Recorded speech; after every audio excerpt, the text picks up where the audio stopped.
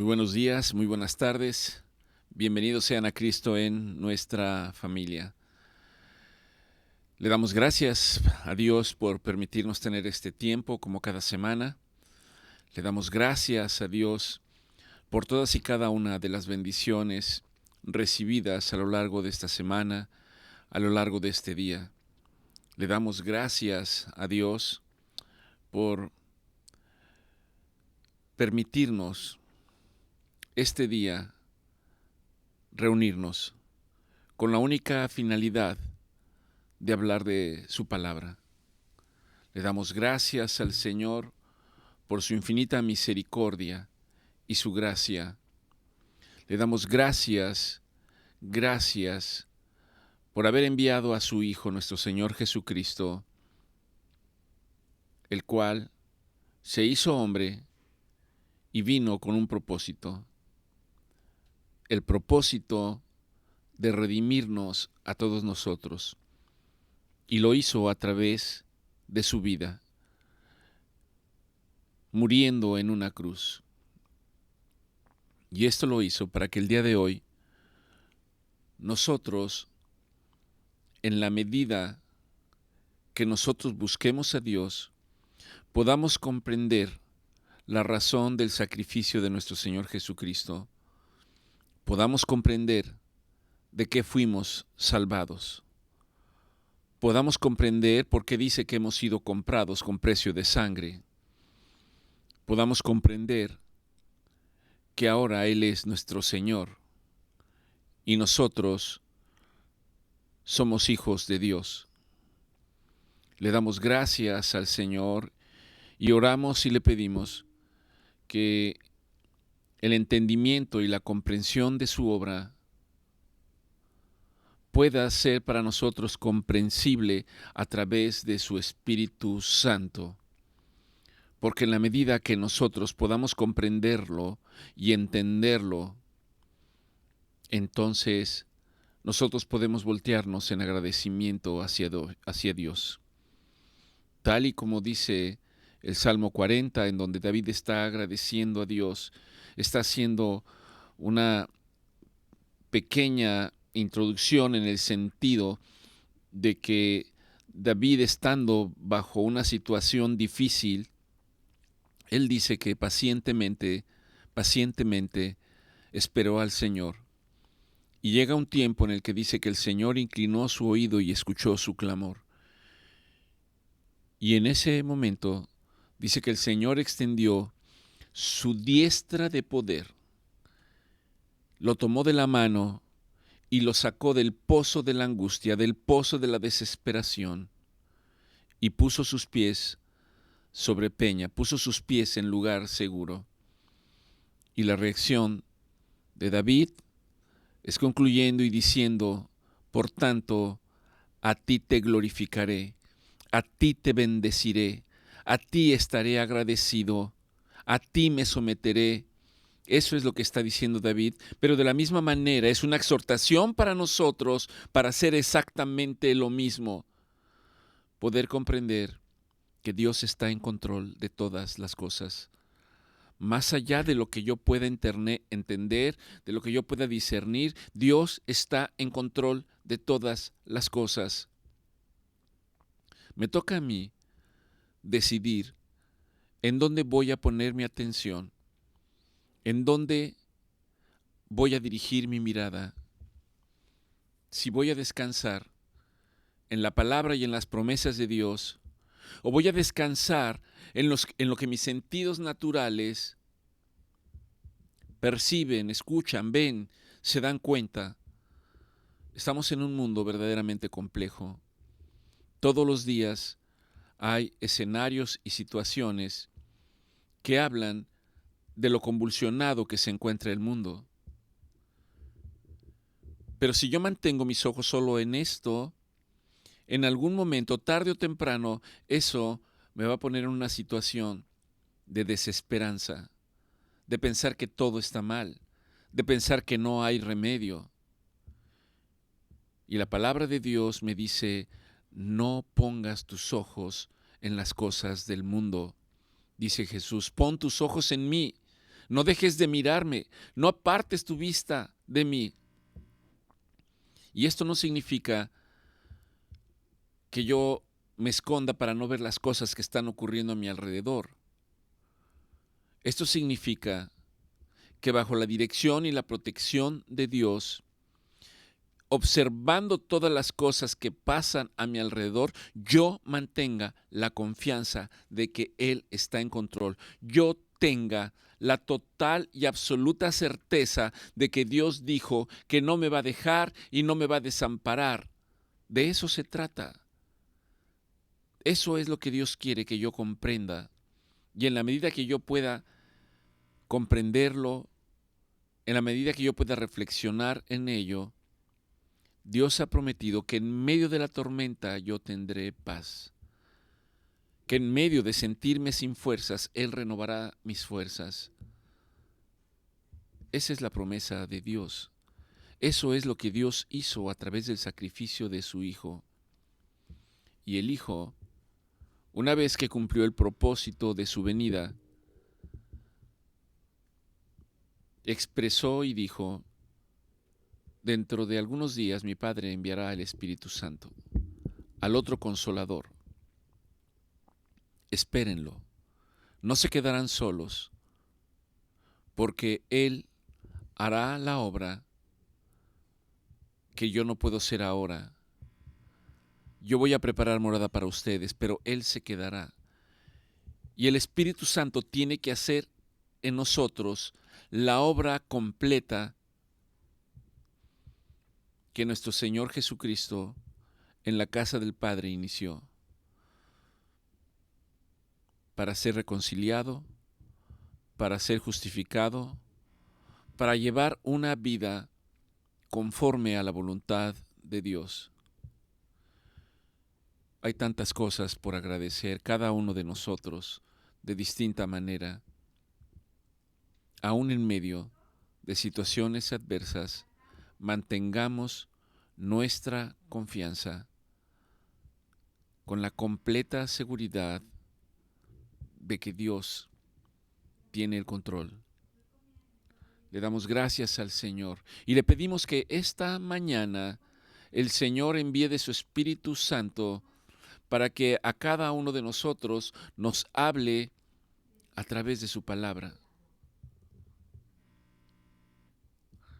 Dice la palabra de Dios en 2 de Corintios 1:6, porque ciertamente si somos atribulados, si estamos pasando por angustia, si hay situaciones que no traen paz a nosotros, Dios dice que estas situaciones son para llevarnos en algún momento a ser consolados y salvados, para que yo pueda reconocerlo a Él en mi vida.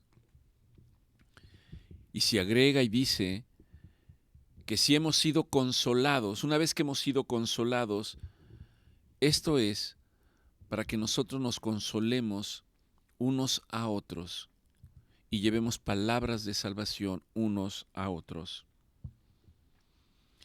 Continúa diciendo 2 de Corintios 1:6, esto opera porque en general tenemos las mismas aflicciones. No hay nada distinto, no hay una aflicción que no sea humana. 2 de Corintios 1:7 dice, y nuestra esperanza respecto de vosotros es firme. Y nuestra esperanza de vosotros es firme. Pues sabemos que así como somos compañeros en las aflicciones, también debemos de ser compañeros en la consolación. Ciertamente claman los justos y Jehová los oye. Y una vez que los oye, los libra de todas sus angustias, de todas sus aflicciones, tal como hemos comenzado hablando del Salmo de 40. Es Dios el que envía su salvación. Es Dios el que envía el consuelo. Es Dios el que envía la manera de superar cada prueba, cada aflicción, cada circunstancia para nosotros, conforme a la palabra que Él ha dado. Y ciertamente cercano está el Señor de todos los quebrantados, de corazón, y salva a los humildes de espíritu. Al decir salva a los humildes de espíritu, se refiere a aquellos que han podido dejar a un lado el espíritu de soberbia, el espíritu de vanidad, el espíritu del yo. Y ahora, al referirse a un espíritu humilde, habla de un espíritu que es capaz de doblegarse, que es capaz de someterse, que es capaz de obedecer. Un espíritu de mansedumbre y de humildad. Jesús dijo: aprendan de mí, que soy manso y humilde de corazón. Aprendan de mí. Ciertamente, el Hijo de Dios, el Hijo del Hombre, expresó y dijo: yo no he venido para ser servido. Siendo Señor lo merezco, siendo Rey así debería de ser, pero yo no he venido a ser servido. ¿Por qué el pensamiento del ser humano tendría que ir en contra del pensamiento del Maestro? Y al ir nuestro pensamiento en contra de las cosas que Dios quiere para nosotros, entonces nos vemos envueltos en la soberbia, en la vanidad, en el egoísmo. Dios desea que yo pueda comprender esto y apartarme de ello. Y el Señor entonces dice: sé que muchas son las aflicciones de aquellos que me han reconocido en sus caminos, pero de todas ellas los voy a librar. De todas ellas, no dice de alguna, de todas ellas los voy a librar. Soy yo, Jehová de los ejércitos. Y esto abría el tiempo para nuestra proclamación que compartimos la semana pasada. Una disculpa porque no pude subirla como tal. Algunos de ustedes se dieron cuenta que subimos un poco fuera de tiempo nuestra reunión pasada, pero aprovechamos para decir que en esta ocasión ya la hemos compartido con ustedes. Y el resumen de la proclamación en base a estos versículos que hemos señalado, señala así: Padre amado, ayúdame. Ayúdame, Señor, porque ciertamente estoy angustiado, estoy afligido. Pero hoy entiendo que conforme a tu voluntad, el propósito de estas circunstancias son para mi consolación y para mi salvación. Y lo que tú, Señor, quieres mostrarme es que de la misma manera que si yo soy consolado por tu amor, también yo tenga la capacidad de amar y consolar a otros que están pasando por la misma situación, ya que en esta consolación y salvación me lleva a liberarme de estas aflicciones. Y mi esperanza, Señor, mi esperanza es que de la misma manera que en aquellos que han reconocido a nuestro Señor Jesucristo como su Redentor y como su Salvador, sean también compañeros de aflicciones y de consolación. Hazme justo delante de tu presencia, Señor, y de la misma manera, líbrame de todas mis angustias y todas mis aflicciones. Tú siempre estás cercano de los quebrantados de corazón y salvas a los contritos de espíritu. Muchas son las aflicciones del justo, pero de todas ellas tú me libras. Gracias, Señor. Gracias en el nombre de nuestro Señor Jesucristo, para tu honra y para tu gloria. Amén.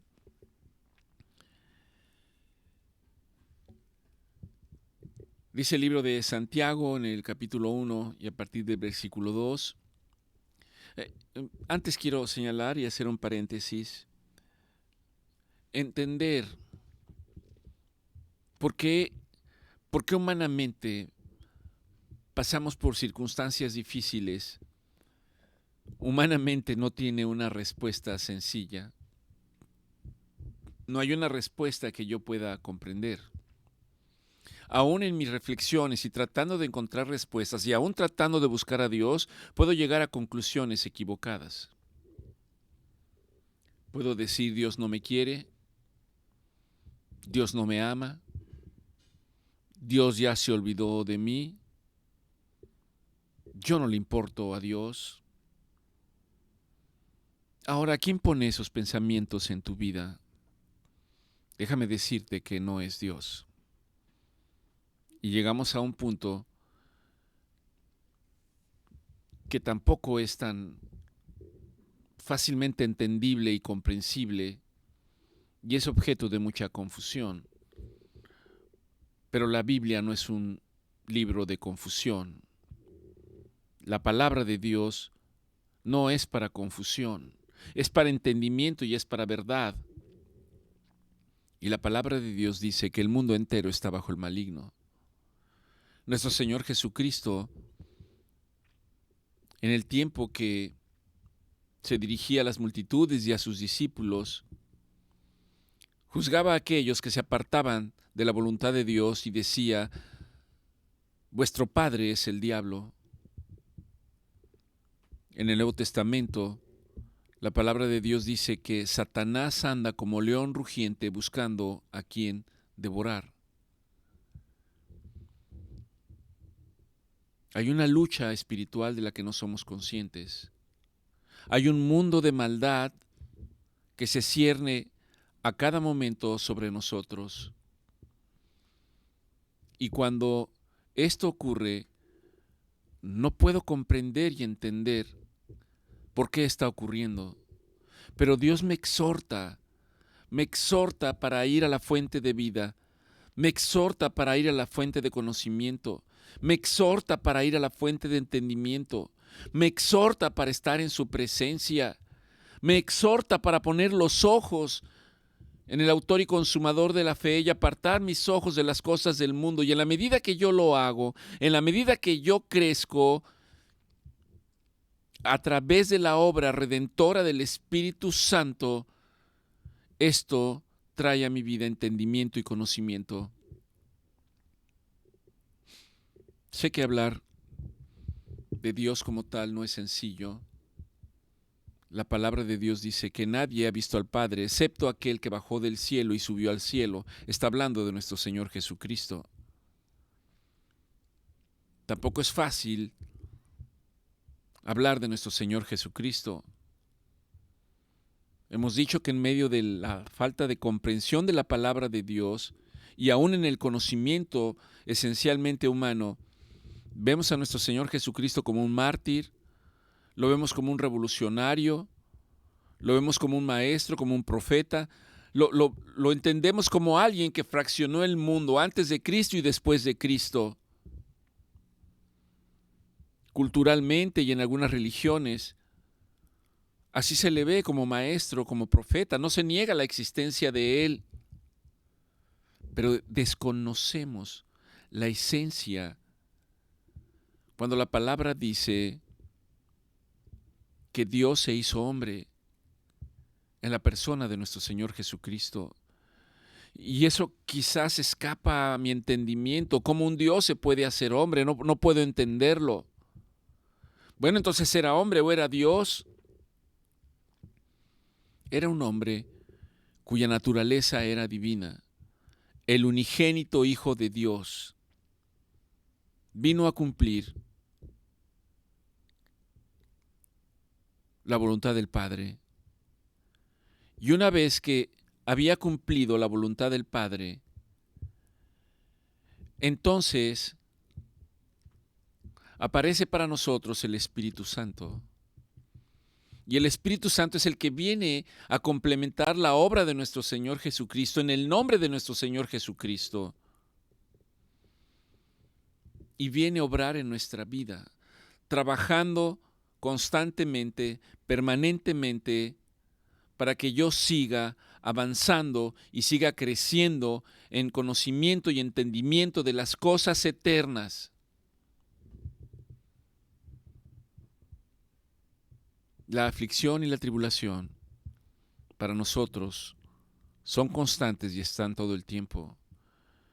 Y como Dios lo sabe, a través de su palabra, está constantemente animándonos. Y aun cuando Él trata de animarme, hay cosas que no puedo entender, como en el libro de Santiago, en el capítulo 1, versículo 2, que dice: hermanos míos, tengan por sumo gozo cuando estén en diversas pruebas. Tengan por sumo gozo cuando estén en diversas pruebas. Vaya reto. Vaya reto cuando ocurren cosas terribles en mi vida, cosas que me afligen, y yo pueda estar gozoso. ¿Cómo puedo hacerlo? Lo haces cuando permites que la palabra de Dios entre en tu vida. Lo haces cuando permites y reconoces que Jesucristo es nuestro Señor. Y no lo haces tú de ti mismo, sino una vez que tú reconoces al autor y consumador de la fe, inmediatamente eres sellado por el Espíritu Santo, el cual completará la obra que ha iniciado una vez que has reconocido a nuestro Señor Jesucristo como tu Redentor y como tu Salvador. Cuando el Espíritu Santo empieza a tomar dominio de tu persona,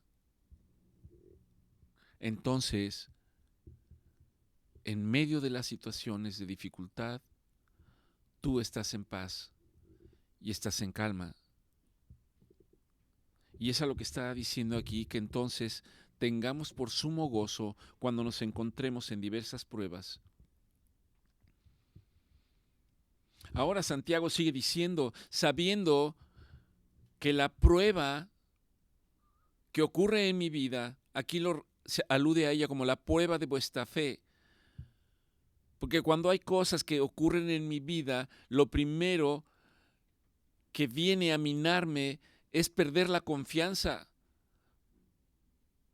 en Dios y que mi fe se vea afectada. Porque entonces decimos: Dios, ¿por qué me dejas? No me abandones, Señor. Mayormente esto ocurre si no estamos siendo afianzados en la palabra de Dios y seguimos insistiendo. Debemos leer permanentemente la palabra de Dios. No podemos decir que conocemos a Dios si no estamos constantemente leyendo su palabra. Y si no leemos constantemente su palabra, nos debilitamos en el día a día. Y cuando la prueba viene, nos caemos, nos derrumbamos, nos debilitamos, perdemos la esperanza. Sabiendo que la prueba de vuestra fe, si usted está en la palabra y están ocurriendo circunstancias difíciles, a eso se está refiriendo este versículo. Dice: sabiendo que la prueba de vuestra fe produce paciencia, paciencia, paciencia.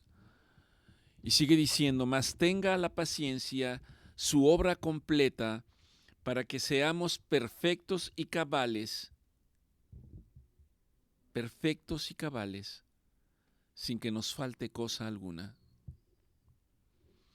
Y si alguno de nosotros tiene falta de sabiduría, pídala a Dios, entendiendo que el principio de la sabiduría es el temor a Dios. Entendiendo que el temor a Dios es aborrecer las cosas que no están en el orden de la voluntad de Dios. Y si alguno de nosotros lo pide a Dios, dice que Él da abundantemente y sin reproche. Santiago 1:6 dice, pero cuando le pida a Dios, cuando se dirija a Dios, pida con fe, con total y absoluta confianza, no dudando absolutamente en nada. Porque el que duda es semejante a la onda del mar, que es arrastrada por el viento y echada de una parte para otra. Y nos exhorta Santiago 1:7 y dice, no piense pues quien tal haga, no piense pues el que está dudando que recibirá alguna cosa del Señor, si no tiene la certeza de que el Señor está en total control de todas las cosas. Ahora, Dios no responde conforme a los deseos de mi corazón personal, como yo quiero que se hagan las cosas. Dios responde conforme a su propósito y a su voluntad. Ejemplos da la palabra del Señor. Y hay cosas que de entrada quizás no me sean tan comprensibles entender. En la Escritura dice que el apóstol Pablo tenía al parecer un dolor permanente. Él se refería como un aguijón de Satanás que lo abofeteaba de día y de noche, es decir, permanentemente él tenía esta molestia o dolor. Y Pablo sigue diciendo, y dice que a raíz de eso que él tenía, él oraba al Padre pidiendo que el Señor le quitara esa molestia. Y recuerde que Pablo se refiere a eso como un aguijón de Satanás. Nunca está diciendo que es algo que el Señor está permitiendo por algún motivo. Él sabe y está consciente porque ha crecido en la palabra que aquello por lo que está cursando es quien no está con Dios el que permanentemente está molestándolo.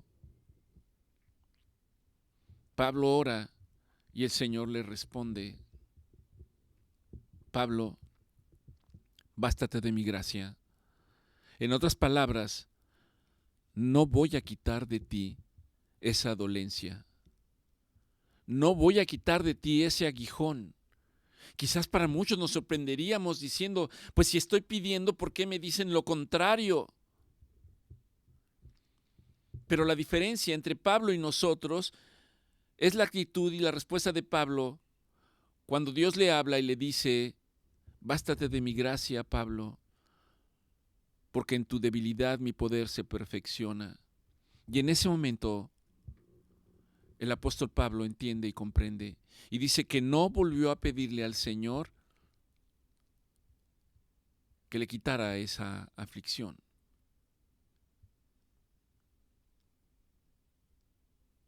Y lejos de derrumbarse o de caer,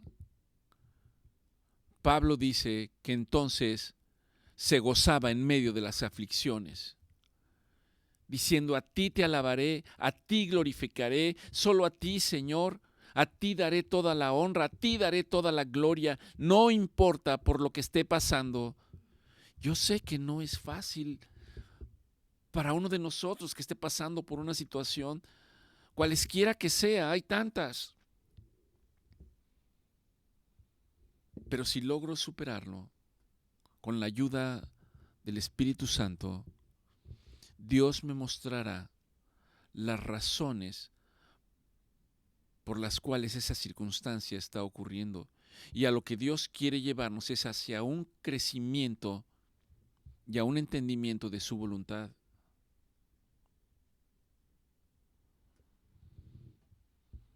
Santiago 1:8 dice, el hombre de doble ánimo es inconstante en todos sus caminos.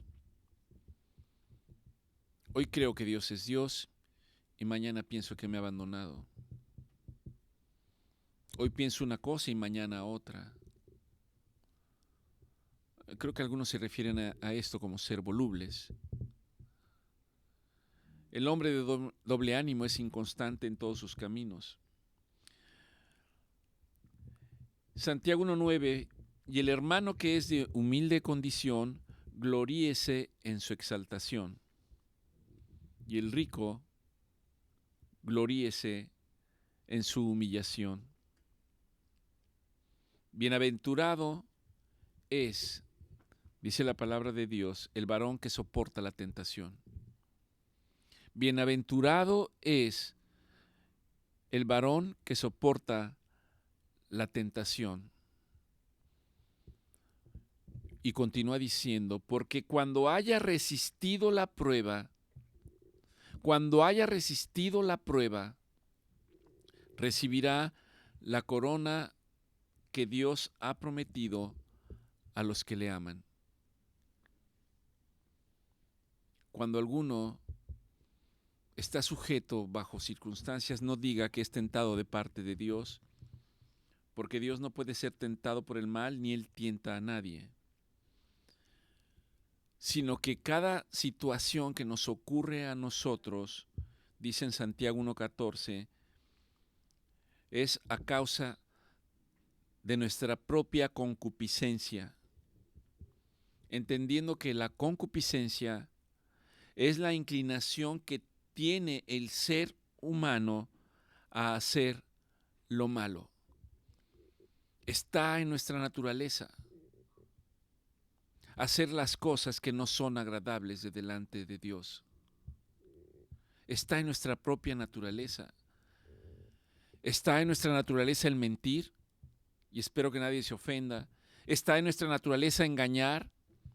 Está en nuestra naturaleza el sentirme superior a los demás. Está en nuestra naturaleza ser orgulloso. Yo no tengo por qué pedirle perdón a nadie. Está en nuestra propia naturaleza blasfemar el nombre de Dios. Está en nuestra naturaleza. Hay una inclinación hacia el mal. Y yo debo comprender que de esta naturaleza es de la que vino a librarme nuestro Señor Jesucristo. De esto habla cuando dice que en la cruz del Calvario se llevó todas nuestras maldades, todas nuestras iniquidades, toda nuestra concupiscencia, la llevó nuestro Señor Jesucristo en la cruz del Calvario. Cuando yo reconozco esto, mi corazón debe tornarse hacia Él en agradecimiento y en reconocimiento.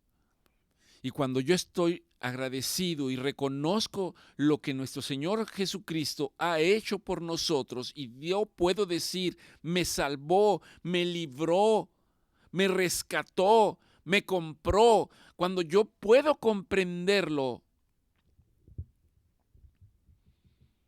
el Espíritu Santo viene a nuestras vidas. A veces queremos ver manifestaciones, no sé, para aquellos que llevan más tiempo, del Espíritu Santo en sus vidas.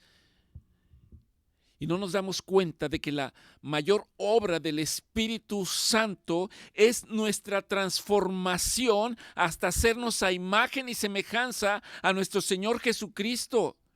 A realmente tener compasión por los demás como Él tenía compasión por los demás, a tener mansedumbre como Él era manso, a tener humildad, a dejar toda vanidad y toda soberbia. Dice nuestro Señor Jesucristo, y en esto sabrán que ustedes son de Dios. En esto sabrán que la obra se está llevando a cabo, en que os améis los unos a los otros. Y ahí tendríamos que pasar para no ser confundidos en relación a lo que es el amor. Porque la gente no tiene o tiene una concepción personal para ellos de lo que es el amor, pero se olvidan de lo que Dios quiere que yo entienda lo que es el amor a la luz de la palabra de Dios. El máximo reflejo de lo que es el amor fue Dios mismo entregando a su Hijo en sacrificio. ¿Acaso yo pudiera pensar o identificarme en lo que Dios experimentó al entregar a su Hijo? No fue agradable. No fue agradable verlo sufrir. No fue agradable verlo levantarse en una cruz. No fue agradable ver que derramaba su sangre. No fue agradable ver que el alma de nuestro Señor Jesucristo estaba angustiada en el jardín del Getsemaní. No era agradable saber que el Hijo clamaba a Él y le decía: si te es posible, haz pasar de mí esta copa. No la quiero, no la quiero. ¿Qué padre de manera natural podría hacer esto con las personas que ama o quiere o con sus hijos? Humanamente, creo que nadie lo haría. Y Dios quiere llevarme al punto de saber por qué lo hizo. Y Dios dice: porque los amé a ustedes primero. Porque nos amó a nosotros primero. Y Él sabía que a través de esa obra redentora nosotros íbamos a ser redimidos. Ciertamente, también el Padre exaltó a su Hijo nuevamente hasta lo sumo. Ciertamente el Padre dice que ahora el Hijo está a su diestra. Y el Hijo está a la diestra para interceder permanentemente por nosotros de día y de noche. Hay un pasaje en el que nuestro Señor Jesucristo se dirige a uno de sus discípulos, llamado Pedro. Y el Señor le dice: Pedro, Pedro, Satanás os ha pedido tu alma para zarandearte. Pero no temas.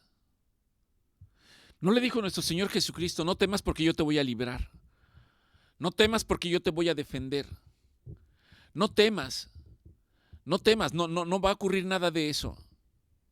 Pero sorprende la respuesta. Satanás ha pedido vuestra alma para zarandearte, pero no temas, porque yo estoy orando a mi Padre por tu vida. Yo estoy orando a mi Padre para que tu fe no falte, para que tu confianza no disminuya ni decaiga. Los apóstoles también eran hombres como nosotros, porque tiempo después Pedro niega al Señor. Y aún en medio de ello había un propósito. Había un propósito que no podemos entender de manera inicial. Pero el Señor le dice: pero una vez que hayas sido levantado nuevamente, Pedro, ve y consuela y conforta y exhorta a tus hermanos. Una vez que Pedro fue consolado a través del Espíritu Santo, porque el Espíritu Santo es el consolador, entonces la obra fue del Espíritu Santo en la vida de Pedro. Y una vez consolado, entonces Pedro fue y exhortó, animó, consoló, alientó a sus hermanos. Y para nosotros es exactamente lo mismo. No temas, porque yo estoy orando incesantemente por ti.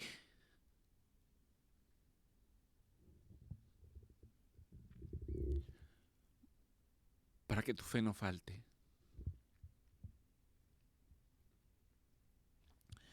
En 2 de Pedro 1:3, lo habíamos leído en la reunión pasada, dice: como todas las cosas que pertenecen a la vida y a la piedad, nos han sido dadas por su divino poder, mediante el conocimiento de aquel que nos llamó por su gloria y excelencia, por medio de las cuales, de la gloria y la excelencia, nos ha dado preciosas y grandísimas promesas para que por ellas, por esas promesas, lleguemos a ser participantes de la naturaleza divina. Dios quiere que seamos participantes de la naturaleza divina. Aquellos que han recibido al Hijo ahora saben que pertenecen a la familia celestial, ahora saben que son hijos de Dios. Aun cuando están en este mundo, hay una promesa de vida eterna. Y lo que Dios quiere que nosotros entendamos y comprendamos es que una vez en casa del Padre seamos participantes de la naturaleza divina. ¿Y cómo soy participante de la naturaleza divina? Empieza en este mundo. ¿Y por qué empieza en este mundo? Porque ahora, si Cristo ha venido a su vida, si usted lo ha declarado como su Señor, Él ha empezado a vivir en su vida, ha tomado posesión. Y el Espíritu Santo es el que se encarga de hacer que nosotros nos demos cuenta de ello, de esforzarnos, de ayudarnos en nuestras distintas pruebas. Y desde este mundo empezamos a ser participantes de la naturaleza divina. No empieza hasta que ya no estoy aquí, empieza desde el momento desde el que usted ha recibido, ha reconocido a nuestro Señor Jesucristo y sabe que la obra del Espíritu Santo está siendo llevado a cabo en la vida de usted. ¿Cómo sabe que está siendo llevada a cabo en la vida de usted? Porque ya no responde como respondía, como cuando no conocíamos al Señor, como cuando no conocíamos la palabra de Dios. Y de eso está hablando la carta. Dice que somos participantes de la naturaleza divina cuando Cristo está en usted, cuando la obra del Espíritu Santo está haciendo en usted, y entonces nosotros empezamos a rechazar las cosas que sabemos que son de desagrado para Dios. ¿Cuáles cosas son de desagrado para Dios? Aquellas que vienen por la corrupción del hombre, aquellas que vienen a causa de la concupiscencia, los adulterios, las fornicaciones, la borrachera, el engaño, todas las cosas que están señaladas. Segunda de Pedro 1:5 dice: por eso pongámonos, seamos diligentes en esto que Dios quiere, que seamos participantes de su naturaleza divina, aún desde aquí, desde este mundo. No tenemos que esperar hasta llegar a la eternidad para conocer al Padre. Lo empieza a conocer usted cuando se identifica con Cristo, y como Pablo que dice: ya no vivo yo, ahora vive Cristo en mí. Por lo tanto, cuando usted me vea a mí, yo quiero que usted vea reflejada la personalidad de nuestro Señor Jesucristo, en mansedumbre, en humildad, en gozo, en paciencia, en benignidad, en amor. ¿Cuál amor? El amor ágape, el amor que todo lo puede, el amor que es sufrido, el amor que es ansioso, el amor que es capaz de entregarse por otros, por amor, en sacrificio, tal y como lo hizo nuestro Señor Jesucristo por obediencia al Padre. Pongamos toda nuestra atención, seamos diligentes. Segunda de Pedro 1:5, y dice: añadid a su fe la virtud. Y luego dice: y a la virtud conocimiento, y después del entendimiento y conocimiento de las cosas eternas, de las cosas divinas en esta tierra, podamos tener dominio propio para que las circunstancias de la vida no nos muevan de un lado para otro, para que seamos constantes y no inconstantes en nuestros caminos. Y cuando la persona tiene dominio propio, entonces puede estar esperando la respuesta de Dios, puede estar esperando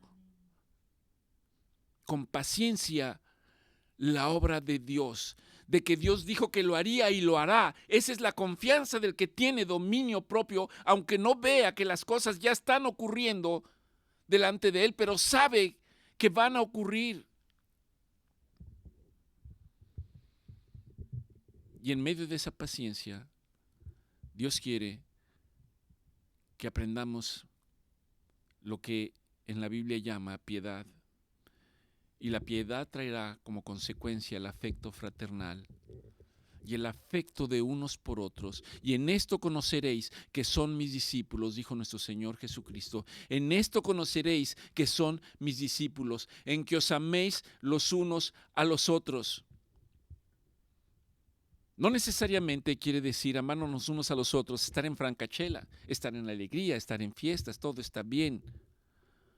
Amarnos los unos a otros significa realmente que yo pueda conmoverme ante la necesidad de los demás, ante la necesidad del que sufre, ante la necesidad del que está desnudo, del que está hambriento, del que no tiene casa, del que no tiene vestido, que yo pueda realmente identificarme y no nada más que te identifiques, sino que hagas algo conforme a la voluntad de Dios y al propósito de Dios para tu vida. No hagas nada que Dios no te haya dicho. Si tomas decisiones y no consultas a Dios, no te quejes de las consecuencias.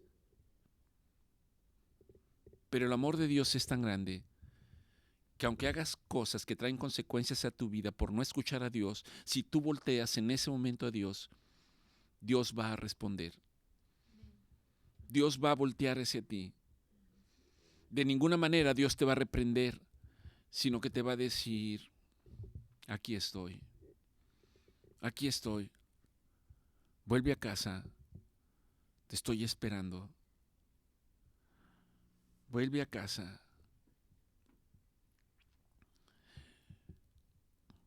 Gracias, Señor, por tu palabra. Gracias, Padre, porque tú me exhortas a través de ella. Gracias, Señor, porque tú me animas a buscar constantemente tu palabra, porque en tu palabra habla de ti, habla del Hijo, habla del Espíritu Santo. ¿Cómo puedo yo conocerte a ti? ¿Cómo puedo yo conocer al Hijo? ¿Cómo puedo yo conocer al Espíritu Santo si no conozco la palabra de Dios? Vaya constantemente a la palabra de Dios y podrá llegar a conclusiones como esta, 2 Corintios 4:16. Por lo tanto, no desmayemos, no desmayemos. Antes, aunque este hombre exterior se va gastando,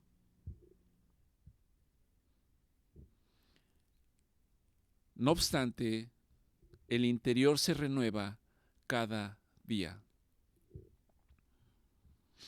Porque esta leve tribulación, 2 Corintios 4:17, porque esta leve tribulación momentánea, está hablando Pablo, produce en nosotros un cada vez más excelente y eterno peso de gloria. La prueba produce paciencia. Y el evento final de todas esas circunstancias es llevarme al amor verdadero. Por eso dice, porque produce en nosotros un cada vez más excelente y eterno peso de gloria, no mirando nosotros las cosas que se ven, sino las que no se ven, pues las cosas que se ven son temporales, pero las que no se ven son eternas. Hago un paréntesis. Me comentaba mi esposa que alguna vez, viendo por la ventana, vivíamos en unos departamentos y podía observarse una parte que está cerca aquí en Monterrey de algo que se conoce, es un afluente del río La Silla, en Monterrey. Y ella decía, como gozándose y diciéndose, qué maravilloso todo lo que has hecho tú en un día tan precioso con sol y todo lo que nos dejas ver, Señor. Palabras más, palabras menos, me dice mi esposa, que inmediatamente entró un pensamiento y que le dijo, ¿ves todo esto? Pues te digo que no es, ¿qué te dijo? ¿No es real o no es verdadero? Todo está hecho de lo que no se ve. ¿Ves todo esto? Pues nada es cierto. Ah, no quiero cambiar las palabras. Dijo, ¿ves todo esto? Pues nada de esto es cierto. Lo verdadero Lo verdadero es lo que no se ve. es lo que tú no puedes ver. Lo verdadero es lo que tú no puedes ver. Pero empiezas a ser sensible, empiezas a tener destellos de lo que significa cuando tú declaras a nuestro Señor Jesucristo como tu Redentor y como tu Salvador. Y al ocurrir esto, el Espíritu Santo viene y llevará a cabo la obra. Finalmente, 1 Corintios 10:13 dice, de tal manera que no nos ha sobrevenido ninguna tentación que no sea humana. Nadie tiene una prueba que no sea humana. Aunque digamos, no puedo superar esto, ¿por qué nada más a mí me pasa esto? ¿Por qué nada más a mí me ocurre esto? Y la palabra te responde y te dice, no te ha venido ninguna tentación que no sea humana, pero fiel es Dios. Fiel es Dios, que no os dejará ser tentados más de lo que puedas resistir, sino que dará también, juntamente con la tentación, la salida para que podáis soportar. Esta es la palabra de Dios. Esta es la promesa de Dios. Esto debe ser motivo para agradecerle a Dios. Esto debe ser motivo para que yo haga un compromiso con el Señor y le diga, Señor, te voy a buscar. Una vez más, mi propósito es buscarte de día y de noche. Una vez más, Señor, es buscar, tener comunión contigo. Es, Señor, buscar tu palabra y orar. Porque sé, Señor, conforme a tu palabra, que en nuestra debilidad tu poder se perfecciona. Porque sé, Señor, que ahora soy miembro de la familia celestial. Porque sé, Señor, de acuerdo a lo que nuestro Señor Jesucristo dice, que ahora soy parte del cuerpo de todos los creyentes y se llama iglesia. Porque sé, Señor, ahora que tú cumplirás tus propósitos y no los míos, conforme a tu voluntad. Porque hoy sé, Señor, que solo hay victoria en ti y en Cristo Jesús. Porque ahora sé, Señor, que yo descanso en tu poder y en tu fortaleza. Porque sé, Señor, que tú me llevarás a buen puerto. Porque sé, Señor, que tú nunca me dejarás, que siempre me sostendrás con tu diestra de poder. Porque sé que tú eres el que me alienta para seguir adelante, esforzándome y siendo valiente conforme a tu palabra. Que el Señor los bendiga, que la paz de nuestro Señor Jesucristo sea con todos y cada uno de ustedes y que la gracia del Espíritu Santo siga obrando en la vida de todos y cada uno de ustedes, fortaleciéndolos en toda prueba, para que conforme a la palabra de Dios nos lleve de victoria en victoria y nos muestre su amor. Que Dios los bendiga.